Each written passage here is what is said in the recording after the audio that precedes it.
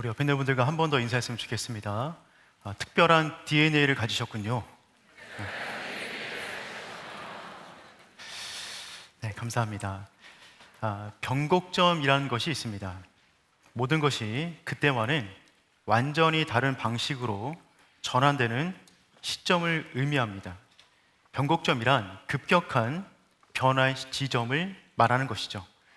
몇 가지 예를 들면 1492년 콜럼버스가 신대륙을 발견했을 때 유럽의 문명이 약진했습니다. 1790년 영국에서 산업혁명이 일어나서 기술의 일보 진전이 일어났습니다. 1914년 4년간 지속된 제1차 세계대전을 통하여서 전 세계 모든 판도가 바뀌었습니다. 이후에 1989년 베를린 장벽이 무너지고 1991년 소련이 붕괴되면서 세상은 다시 한번 변곡점을 맞이했습니다. 최근에 나온 책 가운데 거대한 가속이라는 책이 있는데 그 책에 보면 저자인 게럴 웨이는 코로나19 이후에 전 세계 모든 기관과 국가와 교육은 거대한 변곡점 가운데 있다라고 지적했습니다. 지금 세계 모든 곳이 급변하고 있다는 것입니다. 그런데 사랑하는 오른교회 공동체 여러분, 오른교회 역시 이전에 한 번도 경험해보지 못한 변곡점 가운데 놓여져 있습니다. 하나님께서는 김은호 목사님을 통하여서 1989년 3월 25일 안디옥 교회를 세우셨습니다. 강동구 길동의 상가 2층 건물 40평밖에 되지 않는 작은 공간이었으나 하나님은 사도행전적인 안디옥 교회처럼 복음의 지형도를 바꿀 교회를 꿈꾸셨습니다. 안디옥 교회는 1990년 10월 31일 오른교회로 이전하고 그 이후에 30년 이상 하나님의 시대적 소명을 감당하는 교회로 부흥성장하였습니다. 그리고 우리가 지금 계속해서 기도하고 있듯이 올해는 사랑하는 김은호 담임목사님께서 설립 목사님이자 원로 목사님으로 추대를 받으시고 새로운 리더십이 세워지게 됩니다. 이전에 한 번도 경험해보지 못한 전환기를 맞이한 것입니다. 그렇다면 이와 같은 전환기에 속해 있는 우리 오륜의 공동체로서 우리는 이 시기를 어떻게 보내야겠습니까? 모든 변곡점에는 위기와 기회가 공존했습니다. 그 시기를 잘 넘긴 공동체는 일부 도약했지만 그 시기를 준비하지 못한 공동체는 그동안에 쌓아왔던 모든 것을 하루아침에 잃어버리기도 하였습니다. 그렇다면 우리는 이 시기를 어떻게 보내야 하겠습니까? 언제나 그러하듯이 말씀 안에 답이 있는 줄 믿습니다. 우리가 말씀을 붙잡을 때 여전한 회복과 부흥이 우리 교회 가운데 가득할 줄 믿습니다. 기독교 대전환 시기였던 종교개혁 시기, 그때의 모든 종교개혁자들은 이 구호를 외쳤습니다. 아드 폰테스, 근원으로 돌아가자, 성경을 붙잡자. 이 구호를 외치고 모든 개혁교회가 일어나서 또 다른 교회의 모습을 만들어 놓았습니다. 시대가 아무리 빠르게 변하여도 하나님의 말씀 안에, 본질 안에 답이 있는 줄 믿습니다. 교회에 대한 꿈은 예수님으로부터 시작이 되었습니다. 마태복음 16장 18절 말씀 우리 다 같이 함께 읽어보겠습니다. 시작. 또 내가 내게 이르노니 너는 베드로라. 내가 이 반석 위에 내 교회를 세우리니 음부의 권세가 이기지 못하리라. 아멘. 오륜교회는 하나님이 세우신 교회입니다. 음부의 권세가 오륜교회를 이기지 못합니다. 이어서 마태복음 16장 19절에 다음처럼 말씀하세요. 다 같이 읽어보겠습니다. 내가 천국 열쇠를 내게 주리니 내가 땅에서 무엇인지 매면 하늘에서도 매일 것이요 내가 땅에서 무엇인지 풀면 하늘에서도 풀리리라. 아멘. 우리가 근원으로 성경으로 본질을 붙잡을 때 우리가 이곳에서 무엇인지 기도하면 그 모든 것이 하늘에서 응답으로 우리에게 주어지는 줄 믿습니다. 왜냐하면 우리 교회의 주인은 하나님이시기 때문에 그렇습니다. 그런 의미에서 저는 오늘 본문의 말씀을 중심으로 전환기를 보내고 있는 오륜교회가 오륜교회의 본질을 지키기 위하여 오륜교회의 DNA를 품고 있었던 안디옥 교회의 모습을 살펴보길 원합니다. 이를 통해서 오륜교회가 계승 발전시켜야 할 DNA 두 가지를 살펴보도록 하겠습니다. 가장 먼저는 사도행전의 구조를 잠시 살펴보겠습니다. 사도행전 전체 이야기는 예수님이 이 땅 가운데 하신 마지막 한 구절을 그 스토리를 따라 진행되고 있습니다. 사도행전 1장 8절 말씀인데 다 같이 함께 읽어보겠습니다. 오직 성령이 너에게 임하시면 너희가 권능을 받고 예루살렘과 온 유대와 사마리아 땅끝까지 이르러 내 증인이 되리라 하시니라. 아멘. 이 말씀을 예수님의 지상 대명령이라고 그러십니다. 예수님이 이 말씀을 마지막으로 하셨는데 사도행전 전체 구조는 이 흐름을 타고 가고 있습니다. 사도행전 1장부터 7장까지는 오순절에 성령이 강림하셔서 예루살렘 교회가 태동하는 모습을 그리고 있습니다. 그리고 8장부터 12장까지는 그 복음이 사마리아와 유대까지 전파되는 모습을 그리고 있고요. 오늘 우리가 살펴볼 13장 말씀부터 복음이 땅끝까지 전해지게 됩니다. 기독교 역사 이래 처음으로 복음이 배를 타고 세계로 뻗어 나가는 것입니다. 안디옥 교회는 2000년 교회 역사 가운데 이방인에게 복음을 전한 최초의 교회입니다. 세계 선교의 문을 열어 제친 교회입니다. 안디옥 교회를 시작으로 하여 본격적인 세계 선교가 시작되었습니다. 특별히 오늘 본문 13장 말씀은 초대교회의 대변곡점을 그렸던 성경 말씀입니다. 이때까지는 예루살렘 교회가 교회 중심이었는데 오늘 본문 말씀부터 안디옥 교회가 중심으로 올라오게 됩니다.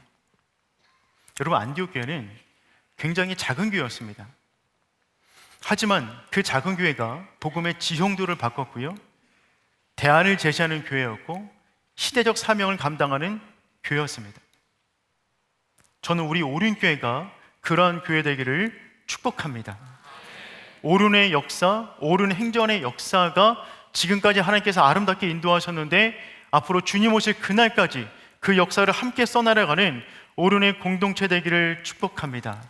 그렇다면 여러분, 우리가 계승 발전시켜야 할 그 DNA, 첫 번째는 무엇일까요? 한번 저를 따라해 보시겠습니까? 말씀 안에서 하나 된 교회. 당시 초대교회는 예루살렘 교회가 중심에 있었어요. 그런데 안디옥 교회는 예루살렘 교회에서 480km 떨어진 지역에 위치하고 있습니다. 안디옥은 수리아의 수도입니다. 당시 사람들이 50만 명가량 있었고요, 로마가 지배한 도시 가운데 세 번째로 큰 곳이었습니다. 그런데 예루살렘에서 480km, 서울에서 부산보다 더 먼 거리에 왜 사람들이 와 있는 것입니까? 그 배경을 사도행전 11장 19절에서 말해주고 있는데 제가 한번 읽어보도록 하겠습니다. 그때에 스데반의 일로 일어난 환란으로 말미암아 흩어진 자들이 베니게와 구브로와 안디옥까지 이르러 유대인에게만 말씀을 전하는데, 예루살렘 교회에 큰 핍박이 나타났습니다. 특별히 스데반이 죽임을 당하게 되고 사람들이 신앙을 지키고자 신앙 난민이 되어 안디옥까지 오게 된 거예요. 그런데 그곳에서 사람들이 유대인에게만 말씀을 전했다고 합니다. 유대인들은 굉장히 배타적인 민족이라 유대인에게만 복음을 전했던 것이죠. 그런데 20절에 보니까 그 중에 구브로와 구레네 몇 사람이 안디옥에 이르러 헬라인에게도 말하여 주 예수를 전파하니, 기독교 역사 이래 처음으로 이방인 헬라인에게 복음을 전하는 일이 벌어집니다. 그리고 처음으로 이방인 새신자가 등록하게 되었어요. 그 이후부터 어떤 일이 벌어지냐면 21절 보니까 주의 손이 그들과 함께 하심에 수많은 사람들이 믿고 주께 돌아오더라. 여러분, 너무나 아름다운 표현 아닌가요? 주의 손이 그들과 함께 했습니다. 안디옥 교회는요, 주의 손이 함께하는 교회였어요. 그러자 예루살렘 교회가 그 소식을 듣고 안디옥 교회를 위하여 믿을 만한 사람을 파송하는데 그 사람이 바나바입니다. 사도행전 11장 24절 말씀, 우리 다 같이 읽어보겠습니다. 시작. 바나바는 착한 사람이요 성령과 믿음이 충만한 사람이라. 이에 큰 무리가 주께 더하여. 아멘. 여러분, 예루살렘 교회가 안디옥 교회를 위해서 바나바를 담임 목사로 파송한 겁니다. 그때부터 큰 무리가 주께 더하여 졌습니다. 당시 학자들의 기록에 의하면 이때 상황이 안디옥 교회는 한 100명에서 150명 정도의 규모였고 세워진 지는 1년에서 2년 사이의 교회입니다. 근데 계속해서 부흥하고 있는 중에 있었던 것이죠. 더군다나 이 교회는 다민족 사람들이 모였어요. 서로의 생각과 문화와 가치관이 다른 사람들이 모였습니다. 이때 이 교회를 건강하게 하기 위해서 가장 중요한 부분은 무엇이었을까요? 리더입니다.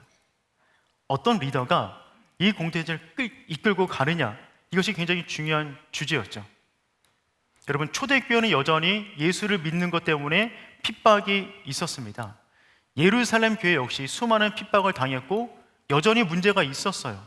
근데 예루살렘 교회는요, 강력한 리더들이 있었습니다. 베드로를 중심으로 한 12사도가 있었고 믿음의 본이 되는 7지사가 있었습니다. 그럼에도 그 교회 가운데 문제가 있었어요. 근데 안디옥 교회는 이방인들이 함께 모이는 교회이고 생겨난 지 얼마 안 됐으나 부흥하고 있는 교회였죠. 신앙이 뜨겁지만 상처도 많은 사람들이 모였습니다. 그런 가운데 안디옥 교회를 지탱한 리더들의 명단을 오늘 본문 말씀 1절이 언급하고 있습니다. 우리 1절의 말씀 다 같이 함께 읽어보겠습니다. 시작. 안디옥 교회에 선지자들과 교사들이 있습니다. 그 바나바와 니그르라는 시몬과 구레네 사람 루기오와 분봉왕 헤롯의 젖동생 마네안과 및 사울이라. 아멘. 여러분, 이 명단을 가만히 보면 이름도 좀 낯설고 아는 사람 몇 명 나오지만 고개가 약간 갸우뚱거립니다. 여기 나와 있는 5명의 명단은 가나다 순서 아니고요, 연령 순서 아니고 등록 순위 아니가 영향력의 순서입니다. 즉 바나바가 가장 큰 영향력을 지니고 있었고 사울이 가장 적었어요. 이 5명을 잠깐 살펴보면 첫 번째는 이 바나바입니다. 여러분, 바나바는 구로 출신의 정통 유대인입니다. 이 사람은 예루살렘 교회가 세워지고 부흥하는 전 과정을 목격한 사람이었어요. 특별히 이 사람은 헌신의 사람입니다. 자신의 집 전 재산을 교회에 헌물로 내놓았죠. 사람들이 그 모습을 따라하기 위해서 잘못된 동기를 가지고 따라했던 아나니아와 삽비라 같은 사람들도 있었습니다. 예루살렘 교회는 안디옥 교회가 세워졌다는 소식을 듣고 가장 믿을 만한 사람을 보내는데 그 사람이 바나바였습니다. 바나바는 안디옥 교회의 담임 목사님이 되시는 거죠. 두 번째는 시몬입니다. 시몬은 수식하는 말이 있어요. 니게르라 하는 시몬입니다. 그럼 니게르는 흑인, 검다라는 의미를 지니고 있어요. 당시 흑인은 로마 제국 가운데 노예였습니다. 그러니 이 사람은 어떤 사람이냐면 원래는 노예였는데 지금 로마식 이름인 시몬을 갖게 된 거예요. 즉 무슨 말이냐면 노예였다가 풀려났단 말입니다. 근데 이 사람이 지금 안디옥 교회 리더로 들어오게 되었어요. 당시 유대인들은 인종차별이 굉장히 심한 사람들인데 노예였던 흑인을 리더로 받아들였다? 이거 쉬운 일이 아닙니다. 세 번째 사람은 구레네 사람 루기오입니다. 근데 루기오는 이곳 외에는 거의 무명에 가까운 사람입니다. 정보를 거의 찾아볼 수가 없습니다. 이 사람은 정통 유대인이 아니라 라틴 배경의 사람이고 처음으로 안디옥에서 복음을 전한 사람 가운데 한 명입니다. 그 외에는 어떤 정보도 없어요. 네 번째는 분봉왕 헤롯의 젖동생 마네안입니다. 여러분, 성경에 헤롯이 여러 명 등장하는데 여기 나오는 이 분봉왕 헤롯은 헤롯 대왕이 아니라 그의 아들 되는 헤롯 안디바입니다. 당시 로마는 어떤 제국을 점령하면 그 나라를 직접 다스리기보다는 그 지역 출신을 세워서 다스리게 만들었습니다. 그러니까 이 사람은 어떤 사람들이냐면 특별히 헤롯 가문은 에돔 사람인데 같은 민족의 고유를 짜내는 사람들이었어요. 그러니까 매국노 같은 집안인 거죠. 우리로 말하면 일제시대의 이완용 같은 인물입니다. 그런데 마나엔이 누구냐면 이 헤롯 안디바의 젖동생입니다. 젖동생이란 말은 무슨 말이냐면 같은 젖을 먹고 자랐다, 같이 성장했다는 의미를 담고 있어요. 그러니 이 마나엔은요, 유대인을 핍박하던 가문의 왕족인 것이죠. 근데 그 사람이 어느 순간에 갑자기 예수님을 믿게 되고 안디옥 교회의 리더로 들어오게 된 것입니다. 유대인들이 치를 떠는 지배계층의 사람이 자신들의 리더가 된 겁니다. 이거 쉽지 않은 결정입니다. 마지막 5번째가 제일 이해가 안 되는 사람인데 그 사람은 어떻게 표현하고 있냐면 및 사울이라. 및 사울이라. 이 말은 무슨 말이냐면 깍두기 같은 겁니다. 그냥 언급해 주는 겁니다. 그리고 사울이라는 사람도 있었어. 아직 바울이 안 되었죠. 영향력이 가장 적어요. 근데 여러분, 지금 안디옥 교회가 여기 세워진 배경이 왜 여기서 세워졌다고요? 스데반에 의한 글로 출발된 핍박 때문에 사람들이 믿음을 지키고자 이곳까지 이동하게 된 것입니다. 그런데 그것을 누가 일으켰습니까? 사울이 주도했어요. 그러니까 안디옥 교회 사람들은 어떤 사람들이냐면 사울이 주도한 핍박 때문에 신앙을 지키고자 이곳에 모였는데 그 사람을 지금 리더로 세웠다는 것입니다. 여러분, 이거 쉬운 거 아닙니다. 안디옥 교회는 이 5명, 출신, 배경, 학력, 가문, 모든 문화가 다른 이 5명이 함께 모여 동사 목회를 이루고 있는 거예요. 공동 목회를 하고 있는 것입니다. 정통 유대인 바나바, 흑인 노예 출신 시므온, 무명의 루기오, 매국노 마나엔, 핍박자 사울, 이 사람들이 어떻게 한 테이블에 앉아서 교회를 이끌 수 있겠습니까? 이들이 안디옥 교회가 아니라 밖에서 만났으면 말도 섞지 않을 사람들입니다. 한 테이블에 앉지도 않을 사람들인데 이들이 함께 모여 역사인의 가장 아름다운 안디옥 교회를 만든 것입니다. 이게 교회입니다. 여러분, 교회는 어떤 곳입니까? 이 안에 있는 우리들의 면모 한 사람 한 사람을 다 살펴보면 그들의 배경이 다르고 그들의 삶의 여건이 다르고 스토리가 다르지만 그 모든 사람이 함께 모여서 아름다운 공동체를 만드는 그곳이 바로 교회가 아니겠습니까? 저는 오륜교회가 그러한 교회 되기를 소망합니다. 근데 여러분, 여기서 드는 한 가지 궁금증이 있어요. 이게 어떻게 가능할까?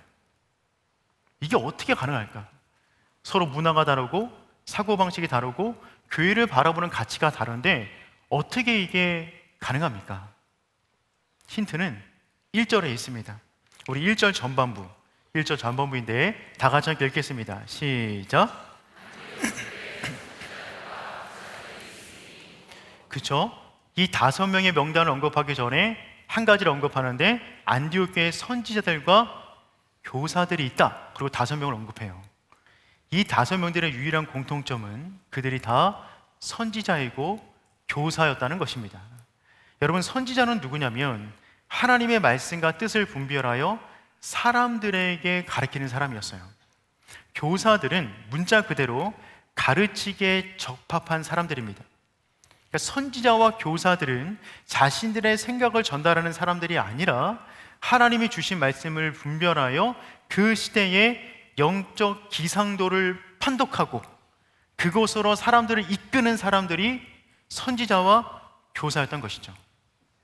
각자가 갖고 있는 생각이 있습니다.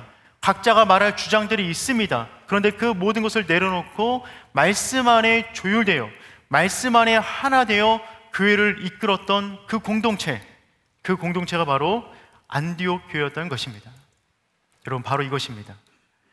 교회를 교회되게 만드는 것은 모든 사람이 말씀에 집중할 때 가능하게 되는 줄 믿습니다.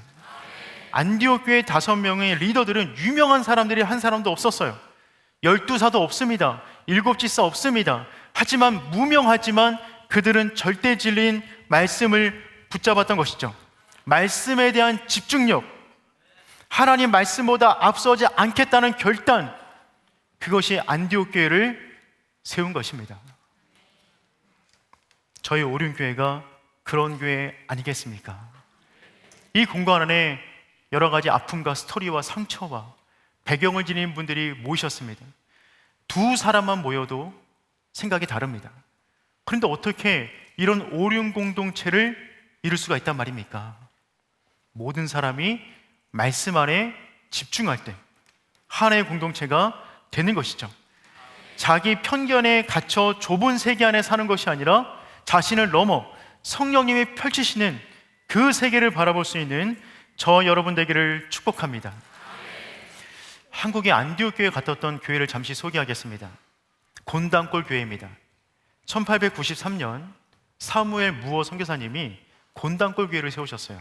그리고 주중에는 예수학당을 여셨습니다. 일종의 대안학교인데요, 그 학교 안에 당대에 사람들이 공부하고자 몰려왔습니다. 근데 그 중에 박가라는 사람이 있습니다. 이름이 없어요. 성만 있어요. 박씨입니다. 이 사람은 백정이었어요. 당시 7대 천민 가운데 가장 낮은 사람. 이 사람은 인구를 계산할 때 들어가지도 않습니다. 그런데 자기는 그렇지만 아들만큼은 배우기를 원해서 이 학당에 보냈어요. 그런데 교회는 다니지 말라고 신신당부했습니다. 왜냐하면 당시 분위기처럼 서양 귀신 믿지 않겠다는 겁니다. 그런데 1894년 청일전쟁이 발발하고 콜레라가 퍼진 거예요. 이때 이 박씨 역시 그 병에 걸리게 됩니다. 죽어가고 있어요. 그런데 그의 아들 박봉춘이 아버지 살리겠다고 사무엘 무어 선교사님과 당시 제중원의 의사였던 고종황제의 주치가 되는 에비슨 선교사를 데리고 갑니다. 의사시거든요. 그리고 이 박씨가 나을 때까지 왕진을 와주세요. 왕의 주치의가. 그리고 낫게 됩니다.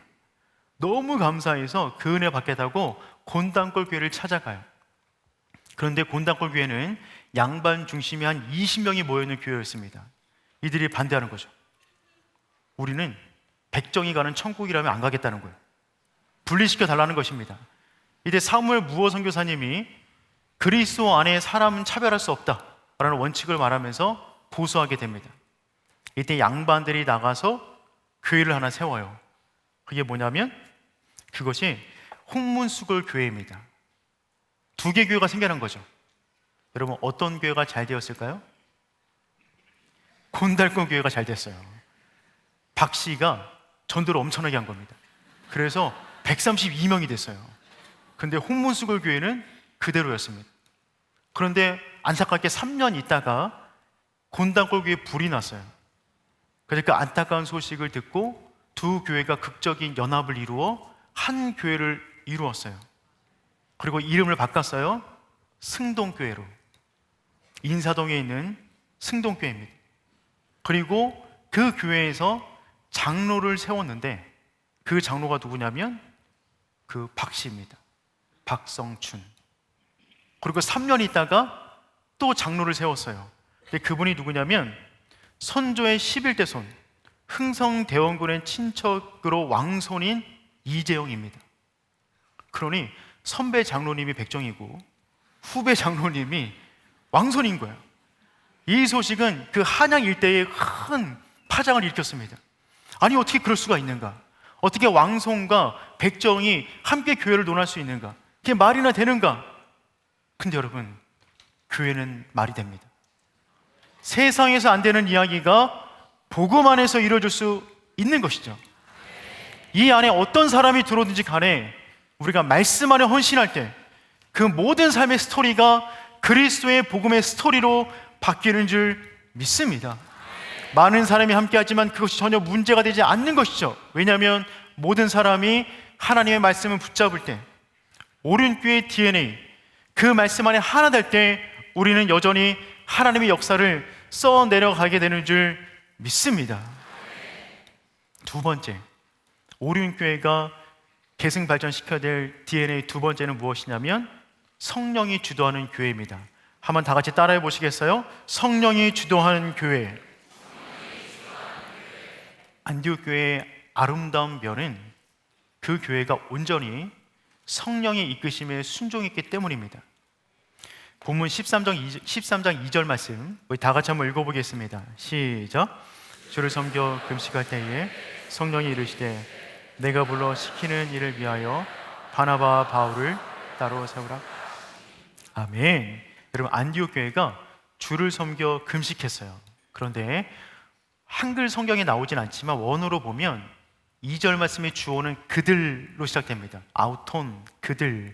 근데 그들은 누구냐면 5명의 리더를 말하는 것이 아니라 안디옥 교회 성도 전체를 말하는 거예요. 아니, 무슨 일이 있었기에 그들이 금식하는 것입니까? 근데 본문에 주를 섬겨라고 하는데, 섬겨는 어떤 뜻이냐면 예배를 말해요. 봉사가 아니라 예배를 말합니다. 하나님께 대한 예배를 말하는 거예요. 여러분, 예배에서 핵심은 무엇입니까? 예배에서 핵심은 재물에 있어요. 여러분, 재물 갖고 나오셨습니까? 여러분이 재물입니다. 우리를 재물로 주님께 드리는 행위가 지금 우리가 드리고 있는 예배예요. 그래서 제사는 무엇이냐면 그 재물을 다 태워 재로 향기로 날려버리는 겁니다. 예배가 끝나면 재물은 사라져요. 그게 예배의 본질이에요. 오늘 우리가 예배를 마쳤을 때 우리 안에는 자기 고민, 자기 생각, 자기 문제, 자기 욕심, 자기 상처, 자기 과시가 전부 다 사라지고 오직 하나님만 충만한 예배가 되어야 할 줄 믿습니다. 여러분, 안디옥 교회는 그런데 예배하고 금식했대요. 금식. 여러분, 금식은 무엇이죠? 내 몸을 형성하고 움직이게 만드는 세상적 재료를 끊는 거예요. 먹는 것이 그 사람이다 라는 말이 있습니다. 그러니 나는 먹지도 않는데 살이 찐다, 이거는 말이 안 되는 소리예요. 그러니까 먹는 것을 보면 그 사람을 알 수 있어요. 근데 먹는 것을 보면 사회적 지위도 알 수 있죠.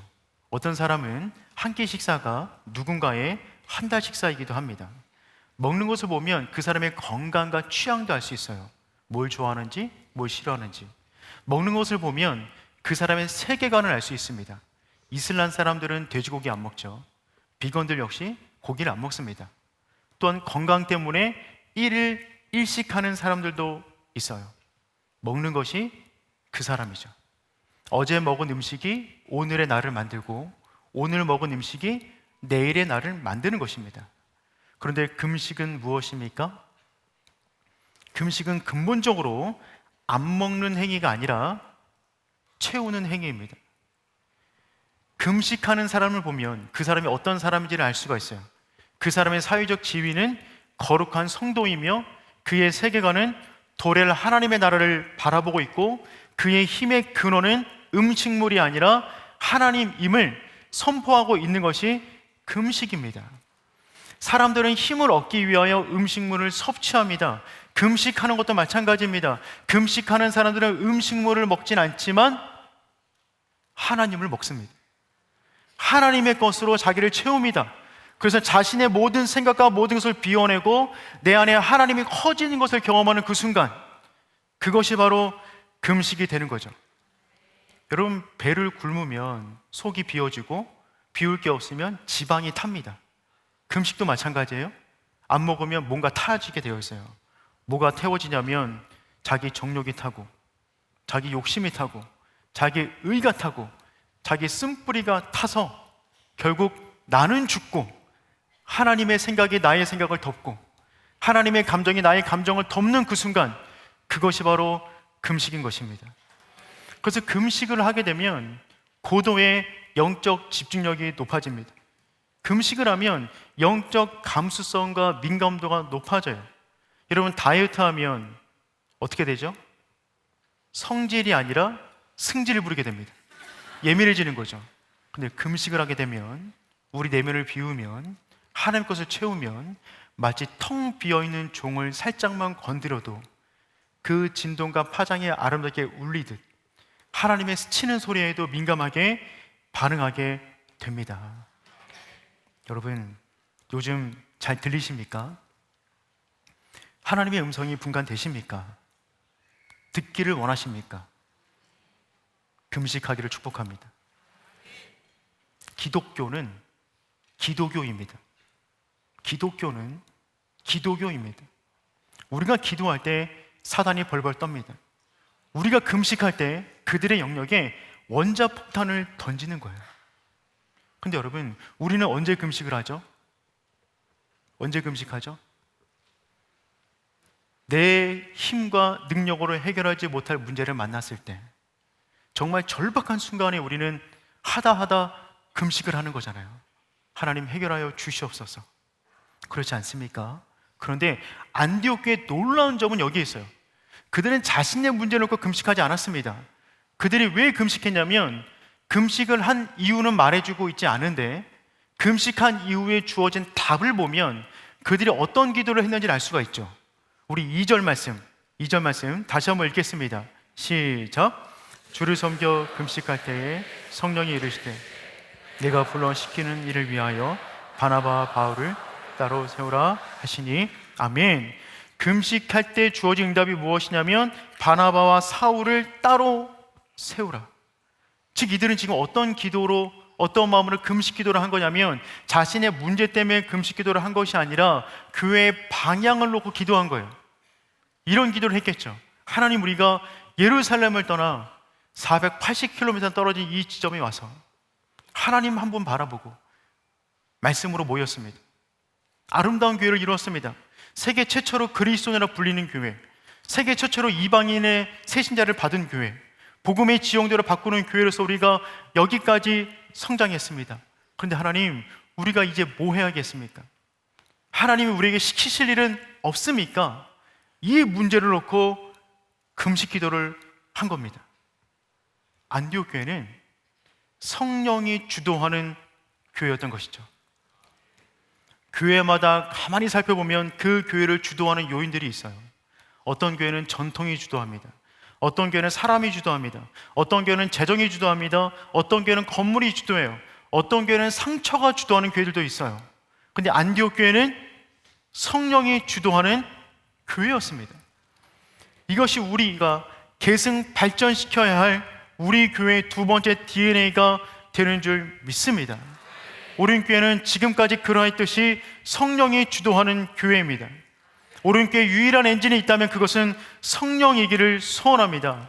성령이 아니고서는 한 발자국도 움직이지 않지만 성령님이 말씀하시면 불 속이든 불길이든 그 발을 옮길 수 있는 저와 여러분 되기를 축복합니다. 근데 여러분, 성령님이 시키시는 일이 쉽습니까? 어렵습니까? 어려우니까 시키시는 거예요.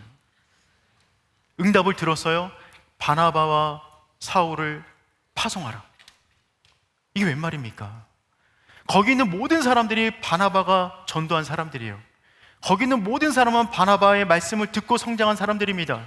지금도 할 일이 많아요. 1년밖에 되지 않은 공동체예요. 계속 성장하고 있어요. 그런데 어떻게 바나바를 보낼 수가 있단 말입니까? 이게 너무 힘들어요. 그래서 안디옥 교회는 어떻게 하죠? 또 금식합니다. 3절 말씀 읽어보겠습니다. 시작. 안수하여 보내니. 아멘. 여러분, 금식하여 하나님 음성 듣고 감당할 수 없으니 금식하여 보내는 것입니다. 언제까지 금식합니까? 순종할 수 있을 힘이 생길 때까지입니다. 그 전에 멈추지 않는 거예요. 시키시는 그 일을 받들 때까지 기도하는 교회, 성령이 주도하는 교회입니다. 교회가 하는 일을 보면 두 가지 형태가 있는 것 같아요. 어떤 교회는 정말 쉬운 일도 어렵게 풀어갑니다. 어떤 교회는 정말 어려운 일인데 너무 쉽게 해내가요. 성령님이 시키면 바로 행하는 것입니다. 여러분, 교회는 성령님이 시키는 그 일을 수종드는 공동체인 줄 믿습니다. 그들은 금식하는 가운데 바나바를 보냅니다. 여러분, 3절에 보내니라 라고 쓰여져 있는데, 이 보내다 라는 뜻은 어떤 뜻이냐면 원어로 아폴리오라는 뜻인데, 내려놓게 하다, 풀어주다, 짊어진 의무와 부담에서 자유롭게 만들다 라는 뜻이에요. 지금 무슨 말이냐면 바나바가 맡고 있던 담임 목사직을 내려놓아 자유롭게 사역할 수 있도록 도와주다라는 의미입니다. 그래서 안수하여 보내니라 라는 말은 무슨 말이냐면 안수하고 떠나 보낸단 말이 아니라 안수하여 기도가 함께 가고, 안수하여 사람이 함께 가고, 안수하여 재정이 함께 간다라는 의미를 담고 있어요. 안디옥 교회는 안디옥 교회만의 교회가 아니었습니다. 하나님의 나라를 위하여 귀하게 쓰임받기를 원하는 교회였죠. 최초로 그리스도인이라 불렸던 교회, 세계 선교의 문을 연 교회, 최초의 다민족 교회, 교회의 지형도를 바꾼 교회, 하나님의 대안을 제시하는 교회가 바로 안디옥 교회였습니다. 오륜교회 역시 이 DNA를 품고 있는 오륜교회답게 성령님이 이끄시는 대로 그 모든 사역을 감당하는 저와 여러분 되기를 축복합니다. 여러분, 어느 교회랑 많이 닮지 않았나요? 오륜교회랑 많이 닮았습니다. 여러분, 사랑하는 오륜교회, 하나님께서 34년 전에 김은호 목사님을 통하여 안디옥 교회를 세우셨습니다. 오륜교회 안에는 안디옥 교회의 DNA가 흐르고 있습니다. 오륜교회는 오륜교회만의 교회가 아닌 것이죠. 하나님께서 오륜교회를 통하여 지금까지 이렇게 성장시키신 것은 시대적으로 감당해야 될 일들이 있었기 때문에 그렇습니다. 다니엘 기도를 통하여서 어떤 교회도 감당하지 못하였던 전 세계 16,000여 교회가 함께 모여 예배하는 교회, 다음 세대를 일으키기 위하여서 수많은 비전과 대안을 쏟아내고 있는 교회, 세계 선교를 위하여 44개국에서 여전히 지금도 복음을 전파하고 있는 그 교회, 오륜교회는 아직도 가야 할 사명이 많고 여전히 해야 될 일이 많이 있지만 우리는 이제 리더십 승계라는 전환기에 놓여져 있습니다. 우린 여전히 김은호 담임 목사님 필요하지만 목사는 이제 하나님의 부르심을 따라 오륜교회의 DNA로 열방의 교회의 DNA를 바꾸기 위한 그 사역을 시작하십니다. 바나바를 통하여 복음의 기류가 변했듯이 목사님을 통하여 열방교회의 DNA가 변화되기를 소망합니다. 온 교회가 바나바를 안수하여 함께 나아갔듯이 오륜교회 역시 그 사역을 계승하고 발전하는 아름다운 교회가 되어올 줄 믿습니다. 이 일을 위하여 우리는 말씀 안에 더욱더 하나 되어야 됩니다. 성령이 이끄시는 대로 우리의 발걸음을 옮기는 겁니다. 오륜교회가 계승 발전해야 할 DNA, 그 DNA로 열방의 교회를 섬길 수 있는 저 여러분 되기를 축복합니다. 그 마음 담아서 함께 찬양하도록 하겠습니다. 우리에게 소원이 하나 있네. 주님 다시 오실 그날까지 우리 가슴에 새긴 주의 십자가 사랑, 나의 교회를 사랑케 하네. 주의 교회를 향한, 주의 교회를 향한 우리 마음, 희생과 포기와 가난과 고난, 하물며 죽음조차 우릴 막을 수 없네. 우리 교회는 이 땅의 희망, 이 땅의 희망. 아멘. 교회를 교회 되게, 예배 되게 우리 사용하소서. 진정한 부흥의 날 오늘 임하도록 우리 사용하소서. 우리에게 소원이 하나 있네. 우리에게 소원이 하나 있네. 주님 다시 오실 그날까지, 주님 다시 오실 그날까지 우리 가슴에 새긴 주의 십자가 사랑, 나의 교회를 사랑케 하네. 주의 교회를 향한, 주의 교회를 향한 우리 마음, 희생과 포기와 포기와 가난과 고난 하물며 죽음조차 우릴 막을 수 없네. 우리 교회는 이 땅에 임한 교회되게 예배되게 우리 사용하소서. 진정한 부흥의 날 오늘 임하도록 우리 사용하소서. 교회되게 예배되게 우리 사용하소서. 진정한 부흥의 날 오늘 임하도록 우리 사용하소서. 두 눈을 감으시고 말씀을 한번 정리하도록 하겠습니다. 여러분, 우리 사랑하는 오륜 공동체는 지금 전환기 시기를 보내고 있습니다. 우린 이때 어떻게 우리 마음을 다시 한번 모아야겠습니까? 하나님의 말씀 안으로 하나 되는 공동체 되기를 소망합니다. 각자의 생각을 내려놓고 하나님의 말씀을 붙잡고 주님께서 시키시는 그 일을 수종드는 오륜교회 되어야 할 줄 믿습니다. 오륜교회 DNA 두 번째는 성령의 이끌림을 받는 교회입니다. 다른 것이 오륜교회를 주관하는 것이 아니라 성령님이 오륜교회를 주관하여 주시옵소서. 오륜교회 DNA를 통하여서 오륜교회가 계승발전하게 도와주시고 열방의 교회를 섬기게 하여 주시옵소서. 우리 그런 마음 가지고 주님을 한번 부르고 기도하도록 하겠습니다. 하나님 아버지, 기도하며 나아가 아버지 인도하여 주시옵소서. 하나님 아버지 인도하여 주시옵소서. 하나님 오른길을 붙잡아 주시옵소서. 성령으로 이끌어 주시옵소서.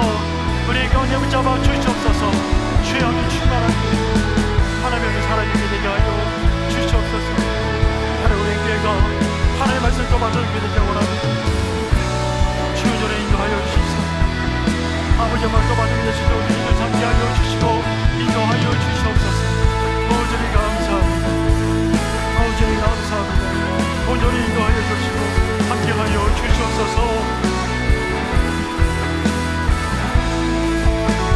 하나님의 놀라운 믿음을 얻게 될 수 있도록 주여 온전히 인도하시고 함께하여 주시옵소서. 하나님 감사합니다. 영광을 받아 주시옵소서. 이제는 우리 주 예수 그리스도의 은혜와 하나님 아버지의 크신 사랑과 성령의 인도하심이 우리에게 주신 두 가지 DNA를 붙잡고 오륜교회와 열방의 교회를 섬기기를 원하는 주의 백성 머리 위에 이제로 영원까지 항상 함께 하기를 간절히 축원하옵나이다. 아멘.